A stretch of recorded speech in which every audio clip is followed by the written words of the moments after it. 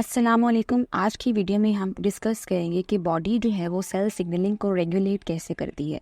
जो प्रोसेस है बॉडी का सेल सिग्नलिंग को रेगुलेट करने के लिए, उस प्रोसेस को कहते हैं डीसेंसिटाइजेशन। डीसेंसिटाइजेशन जो वर्ड है, इसका मीनिंग होता है कि सेंसिंग एबिलिटी को कम कर देना। फॉर एग्जांपल, अगर हमारे पास लाइगेंड की अमाउंट बहुत ज़्यादा है तो रिसेप्टर जो है वो ऑलवेज अपनी एक्टिव स्टेट में ही रहेगा। अगर रिसेप्टर अपनी एक्टिव स्टेट में रहेगा वो ऑलवेज जो है वो डाउन स्ट्रीम प्रोसेसेस को रेगुलेट करता रहेगा। हमारे पास जी प्रोटीन जब एक्टिवेट होती रहेगी, जब जी प्रोटीन एक्टिवेट होती रहेगी तो एडेनाइड साइक्लेज आगे एक्टिव रहेगा, जिसकी वजह से साइक्लिक एएमपी जो है वो बनता रहेगा एंड प्रोटीन काइनेजेस आगे फॉस्फोराइलेट कॉन्टिन्यूसली होगी। अब जब प्रोटीन काइनेज एक जो है वो एक्टिव हो जाएगी तो वो आगे बाकी जो हमारे पास फैक्टर्स हैं या बाकी जो चीज़ें हैं उनकी एक्टिवेशन करवाएगी फॉस्फोराइलेशन के थ्रू। अब होता ये है कि जो हमारे पास प्रोटीन काइनेज है वो है एक्टिव, तो अब वो फॉस्फोराइलेशन करवा देता है सेल के अंदर ट्रांसक्रिप्शन फैक्टर्स की। जैसे ही सेल के अंदर ट्रांसक्रिप्शन फैक्टर की होती है फॉस्फोराइलेशन, वो हो जाता है activate and then transcription factor जो है डीएनए के साथ जाके अपने आप को करवाता है बाइंड और उस स्पेसिफिक जीन की करवा देता है या उस स्पेसिफिक जीन को ट्रांसक्राइब करवा देता है जो कि आगे कन्वर्ट हो जाती है मैसेंजर आरएनए में। अब हमारे पास सेंट्रल डोग्मा मॉलिक्यूलर बायोलॉजी क्या कहता है कि डीएनए कन्वर्ट होता है आरएनए में एंड आरएनए कन्वर्ट होता है प्रोटीन।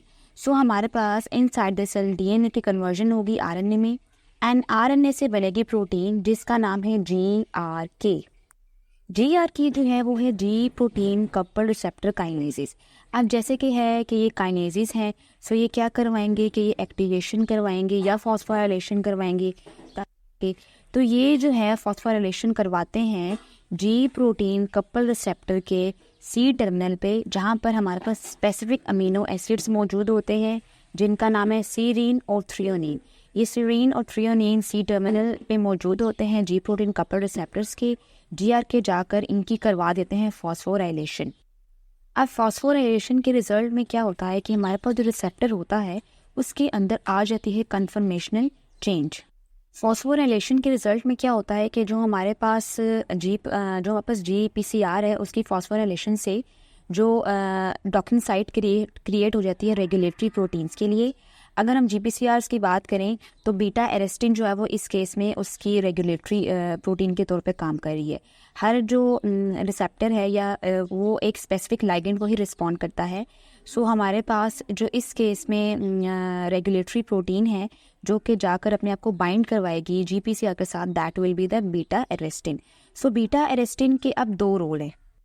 बीटा एरेस्टिन जैसे ही फॉस्फोराइलेटरी रिसेप्टर के साथ जाके अपने आप को करवाएगा बाइंड, होता क्या है कि ये उस इंटरेक्शन को ब्लॉक कर देता है जो कि एक रिसेप्टर और जी प्रोटीन के दरमियान होती है।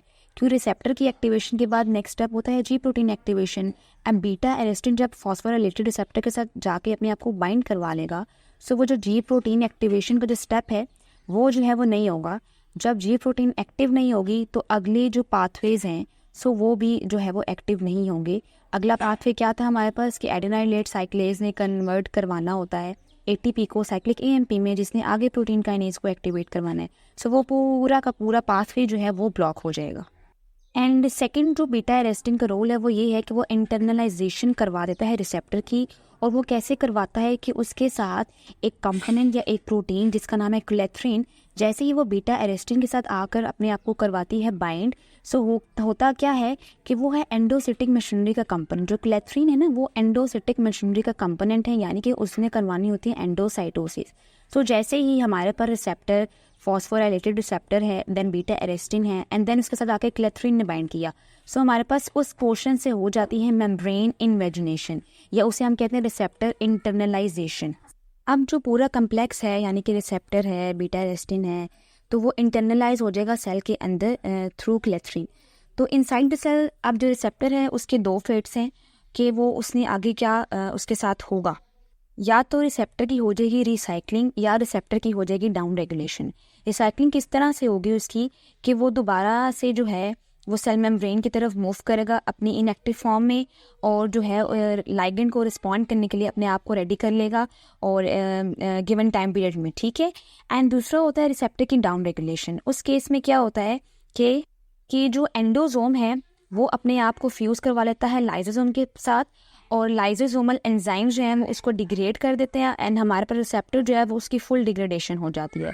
अच्छा, ये होता उस केस में है कि जब हमारे पास लाइगेंड का जो एक्सपोजर है वो बहुत ज़्यादा होता है या बहुत एक्सेसिव होता है। सो उस केस में हम करवाते हैं बॉडी करवाती है रिसेप्टर की डाउन रेगुलेशन, एंड जो फर्स्ट वाला केस है वो हम डिस्कस कर चुके हैं रिसेप्टर रिसाइक्लिंग का भी।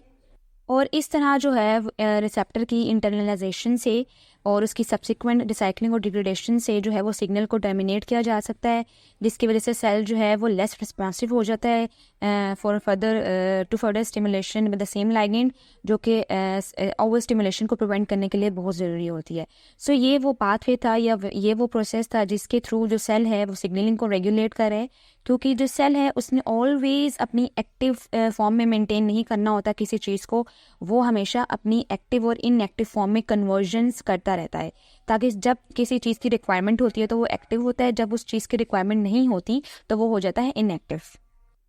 तो ये थी आज की हमारी वीडियो रिसेप्टर डीसेंसिटाइजेशन के बारे में, जो कि हमारे पास एक सब टॉपिक था सेल सिग्नलिंग का। Thank you.